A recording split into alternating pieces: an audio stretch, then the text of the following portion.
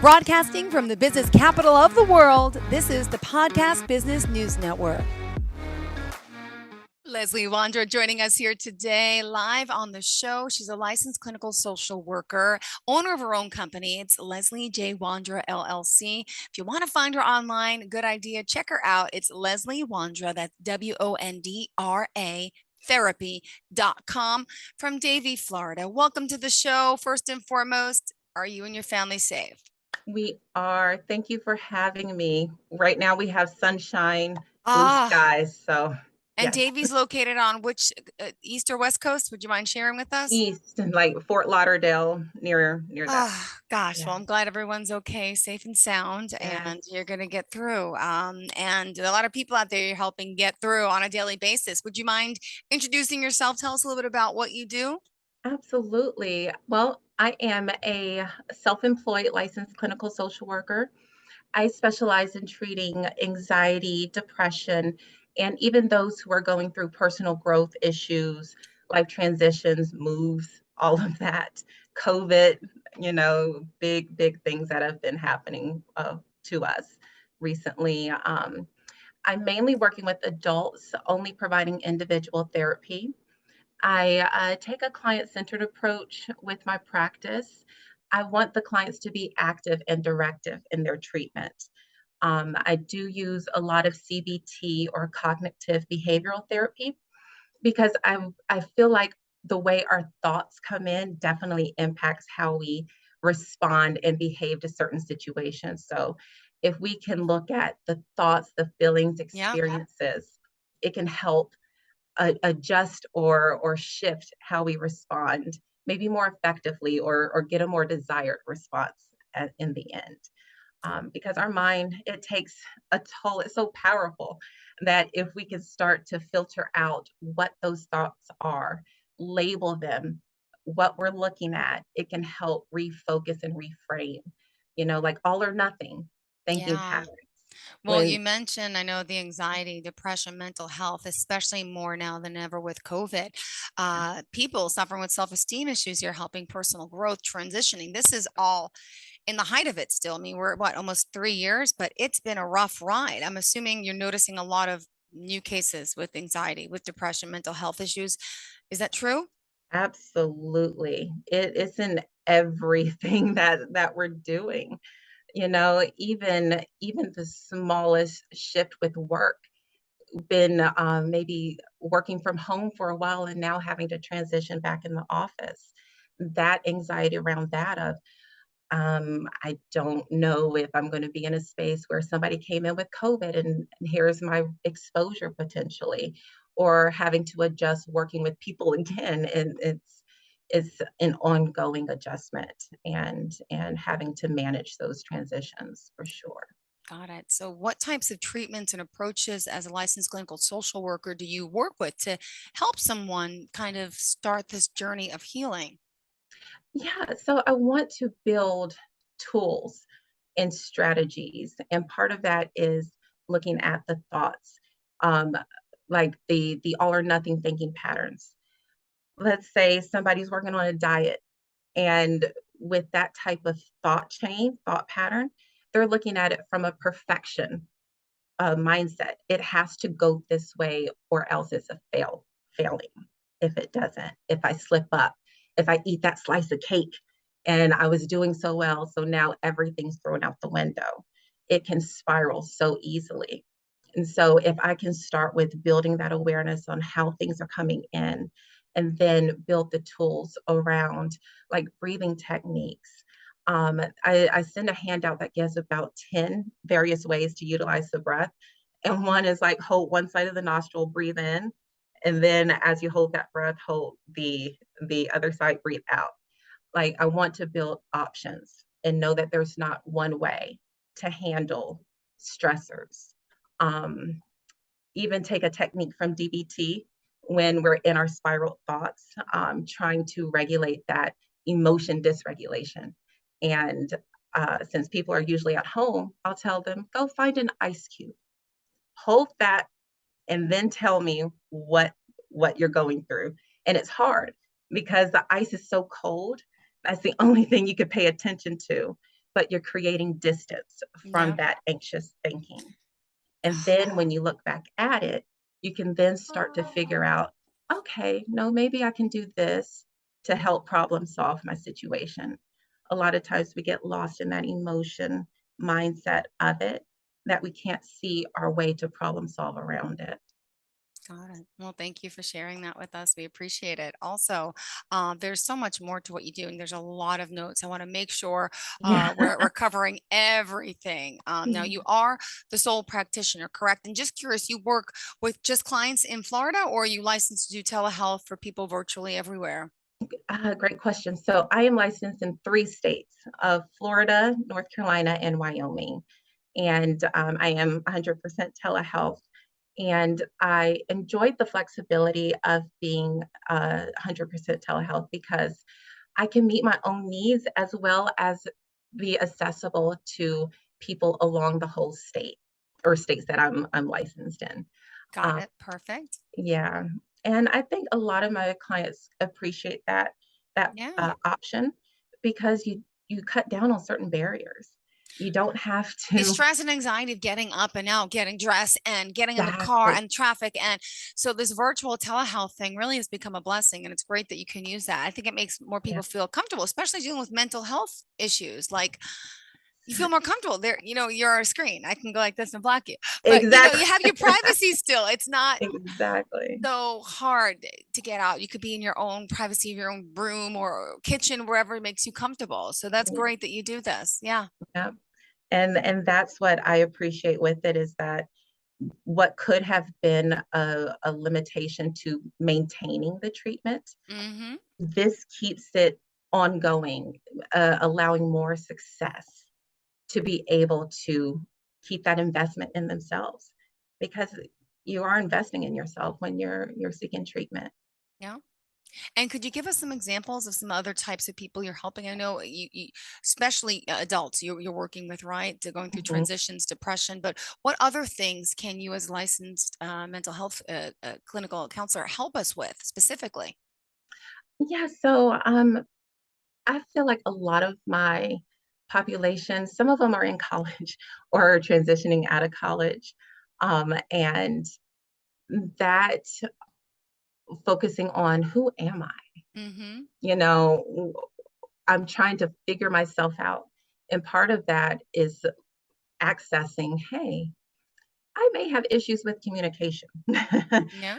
I don't know how to hold a conversation or keep my composure in conflict Yeah. and trying to break that down for them. It's like, okay, well, let's look at the background. What was your observation growing up of how you were exposed to conflict? That becomes your foundation a lot of the times in how you move forward, what you've seen in childhood. Maybe the negative self-talk was something that was normalized in the house. And so that's how you communicate to yourself and to others. It's unlearning a lot to relearn how to work through it effectively. Um, but it's individualized to the client, Yeah. what they're coming in with, what they're um, telling me that is their focus. And it may shift throughout the treatment. They may start in one direction and then through the work, they start to get some resolution to some issues, or the anxiety intensity itself is not as strong. So they can then focus on, let's say, a prior relationship that has been impacting, but they couldn't have that energy or didn't have that energy to really work through it. It's Yeah. just things that just settles at the bottom and get pushed down and pushed down. And so trying to uncover the layers because there's so much there that you don't want to flood the person Yeah. Yeah. Of course. and get overwhelmed, but I take it at the pace the client comes in with. Right. I don't want them to, well, enter the screen virtually, come to session and think now I have to uncover all my traumas. Like, no, are you comfortable Mm-hmm. starting here, or should we work at a safer topic and build up to that? Got it. And let me ask you about you. It's important to get to know you as a person. Where Yeah, you from originally? What brought you into this field of wanting to help so many people? Would love to hear your story, and I think it helps yeah, clients relate and can empathize with you for sure. absolutely. So North Carolina's home, and that is where family is. Well, families all over New York or New Jersey, Virginia, North Carolina, but I'm one of four, and so I'm the youngest in my family. I um, I feel like I've had um, the desire to be in the helping space, but I didn't know social work was going to be my path. I was the Mhm. one that if I saw a sibling of mine sleeping and I see the little chill bumps and they didn't have cover, I'm the one going to put the cover on them.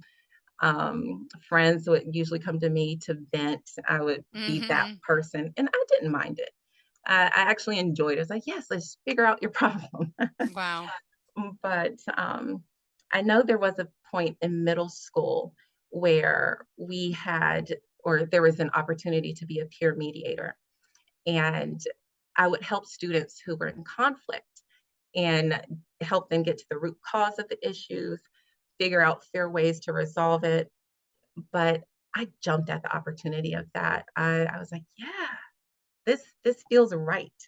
And and years later, it led me into the direction of being in this field of social work. But got my BA in sociology in from UNC in Great.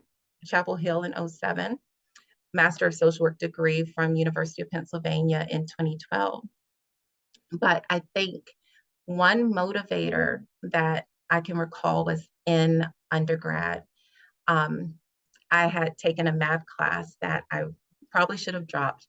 Me and math are not friends. I should have listened to my father and counted my losses on that one. But Mm. it dropped my GPA, and that was hard because I'm one that, I pride my work. I want to get the A's and B's. I'm doing the homework on the Friday night while everybody else is Yeah. partying. Uh-huh. Of course. Yeah. And Smart so girl, but yeah. I I was trying. But Mhm. the college advisor, when I Yeah. met with them, because my GPA dropped, basically told me I would not get into a graduate program with the type of GPA that I had.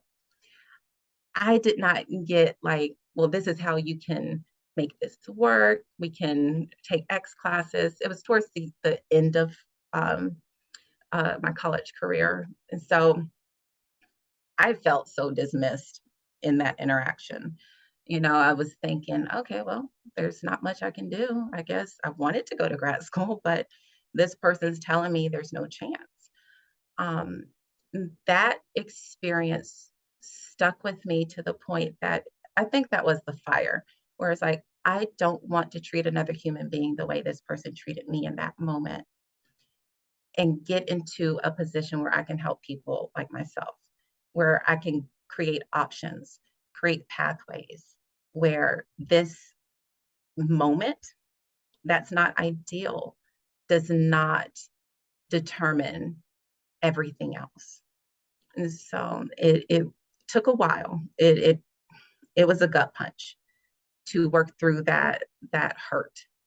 But you know, to that person, I ended up graduating from an Ivy League school, graduate school. I have high marks, successful, and I think that speaks to not putting weight to what others say about you because they're not factual. Only you can define who you are. But at that time, it felt like that person was telling me I can't. And I'm telling myself I can't because of that situation.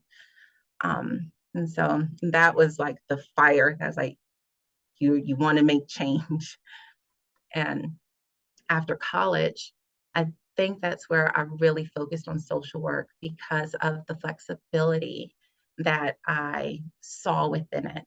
I I can work in hospitals, schools, I can work in the prisons if I wanted to, doctor's offices. You name it, there's probably a space that has a social worker in it. And and I appreciated the flexibility that that space had. Because if I went into this field and I found, okay, maybe the direct clinical care wasn't where it fit for me, I could still pivot within the space and not feel like I wasted that part of the education that I received. Um, so after I figured out the grad school, completed the grad program, I began working in the hospital setting.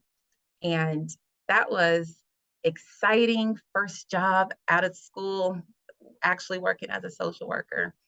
And, I was very, I'll say green. I was like, I want to help everybody, be everything to everybody. But I realized that that setting wasn't a great fit because the focus was on the discharge planning and less on the counseling. So I started to feel the weight of the pressure of trying to meet that need for that position. I was also studying for the Association of Social Work Boards, a 4-hour exam, a lot of pressure mentally, needed to pass it to be able to practice independently. But with that journey, I had to take it 3 times because I failed it twice. And that took a mental toll. You wrap so much of yourself in this exam, which is what I did, spiraled me into a depression. I was putting my worth and my value into the results of that test, questioning, am I even fit to do this job? I I'm not good enough. I'm not qualified. Just all of those filters coming in and spiraling me. It took support from friends and family to get out of that headspace, to see beyond those two test failings. That one thing I could do is change the job. Let's see how this impacts how I feel about the career in the field. So I left that space, worked in the school system. That was a breath of fresh air. First, it was a slower pace than what I was getting in the hospital, and working with mainly elementary kids. Um, but it still wasn't allowing me to do what I do best because they wanted to focus on attendance.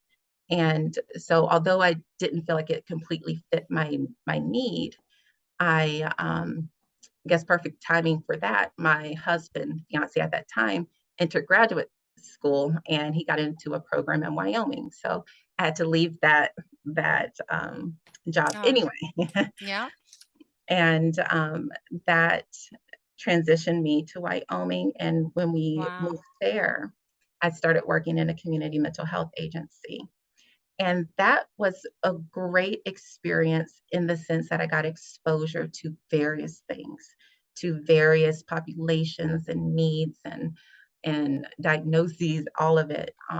Could participate with individual work, group work, even some couples. Like I could get that exposure in totality, but it became overwhelming in the administrative part of it because trying to keep up with, you need to complete notes same day, see after seeing back to back clients 7 to 8 in the day, and still be present when you go home. It was taking a toll, Yeah. and I was feeling similar to how I felt when I worked in the hospital, and Yeah. that was my red flag. I was like, no, you can't stay here.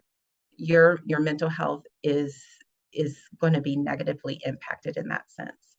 And so after talking myself, I was like, you can do it, Leslie. You can do this. I made the decision to open up my own practice. And I did that in 2018 and have been with it since. Good for you. Wow. Amazing. Thank you for sharing this. There's so much to you. And let's remind our listeners how we can reach out to you, please, and tell us all forms of contact. Yes. So my phone number is 954-787-9869. Preferred text.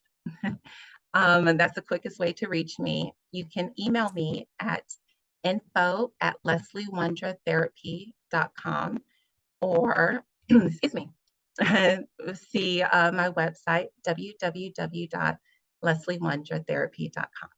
Perfect. Awesome. And on social media, where can we find you specifically? I don't have social media. That's okay. That is that's one area that will be in the works. Yeah. All right. Good to know. All right. We still have some time left here. What else in particular do you want to share about you, your services, and why, why we should come to you? Yes. So, one thing is I want those who are seeking treatment to look at fit. What is the right fit for your needs? Because therapy is a relationship between the two people. And you want there to be that connection. You want to feel comfortable with that other person. So, um, if you're trying to figure that out, ask yourself, do you feel comfortable just in that initial engagement with the provider? Do you feel safe to express yourself? Do you feel understood? Do you feel validated? There are some of the bigger elements when you look at fit, but also the provider themselves. Do they have the experience and the training that to the specific needs that you're seeking treatment for? Because I'm solely working with adults, if somebody reached out to me and was like, but I want treatment for my child, I Yeah. would not be that fit. I Yeah. don't have that specific specialization that another provider who does have that can truly get a better impact with the Yeah. treatment. And personality, that can make or break treatment too. Yeah. And yeah. And would you mind sharing, obviously not using names, but some client stories, in a sense, testimonials of some of the people that you've helped? Because clearly you made a difference in so many people's lives. Is there a story, a client experience or two that you want to share that you think maybe our listeners can empathize with and benefit from hearing? Yeah, well, I think this one was in Wyoming. A client came to me who highly anxious, feeling like outside of her body, feeling like she was dissociating. But she was very adamant. It's like, I don't want medication. Everybody else is trying to push medication on me, Yeah. but I want to try to do this without it. Yeah. And, working with her, understanding, okay, how are you uh, perceiving your reality? Like, where are your thoughts? What's impacting there? Let's look at that a little bit closer. Yeah. She started to connect some past interactions that came from childhood that she was responding to in the present and didn't know what her Um, triggers were. And just taking that time around, okay, this thought's here, but is this your voice or is this somebody coming in from the past yeah. that you have held on to and Hmm. reinforcing in the present? And she was able to disconnect herself in that sense from the past to Yeah. be able to move in her present the way that she really desired and not feel like she was held back or Beautiful. missing something, so that's why I really look at the thoughts because there's a lot more to it than we Hmm. think, and if we can take our time and slow it down, it is very important. And yeah. And you mentioned, it's not just the therapist, it's the two of you together, right? It takes work Mhm. on both ends to commit to make this happen, right? Exactly, exactly. The therapist cannot work harder than the client. Not one-sided, you said, I think. Yeah. Exactly, it is not one-sided. And so, I'll leave your listeners with with the question I always ask my clients. Um, I'll ask, "How do you eat an elephant?" The answer is one bite at a time. Oh, I'm like, Yes. ah, I'm like, I don't know if I want to eat an elephant. I didn't know they're edible. My mind started No, wandering on that one. I'm like, am I missing something? no, because That's when you great though. look at Yeah. the It's massiveness so big. of How do you, yeah, exactly, so chunk it down, break it down. Let's look at baby that foot steps. first. Mm-hmm. Exactly. And then focus on what do I need to do today to get me closer to that bigger goal of the elephant. And Yep. so Work within the present. Like they say, Rome wasn't built in a day, right? It takes time. Exactly. And that's one Exactly. of my things. I have all these projects. I have a 5 and 7-year-old and I want to clean the house, organize this, do that. And I can never get it done. And I get so stressed and anxious. Mhm. Just recently, I'm talking like a week ago, I tried starting little things around the house to do, start putting stuff away.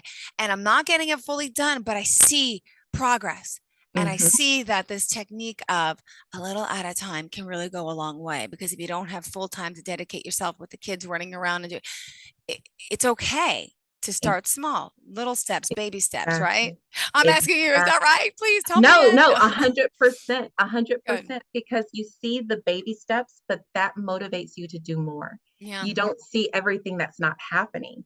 You see the progress. The progress being made. Yes, Mhm. very true. And you say, Yeah. understand, heal, grow. We can do this together. Leslie J. Wondra LLC.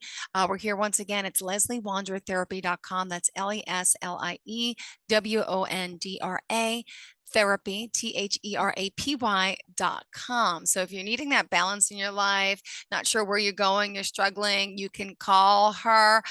Do you offer an initial consultation that our listeners I should be aware of? I do, a free 20 to 30-minute Awesome. consultation, just getting a little bit of what they're looking for, even past experiences with therapy, what's worked, what didn't, looking at risk, looking at need, and seeing if I can be a good fit for what they're looking for, because yeah, it takes two in that relationship, and I Good. want to make sure it's successful. Beautiful. All right. I want to share your phone number one more time with us before we Ab- go. Absolutely. So 954-787-9869. Perfect. And again, the website can't hurt. www.lesliewondratherapy.com. Perfect. Thank you so much for being here, for joining us. Pleasure Okay, speaking with you. Thank you for the work thanks. you do and for enlightening all of us. I hope you have a fantastic day and looking forward to the next conversation we have. Thank you so much. Take Y- care. You're welcome. Have a great day. Bye bye. Are you looking for even more of the podcasts and hosts that you love? The Podcast Business News Network is proud to announce that you now have even more ways to listen live. Check out the MyTuner Radio, online radio box, and Simple Radio apps on iOS and Android, or find us online. Search for Business News Network on mytuner-radio.com, or search Podcast Business News Network on streama.com and onlineradiobox.com/US. Take your podcast on the go and don't miss a minute of the action.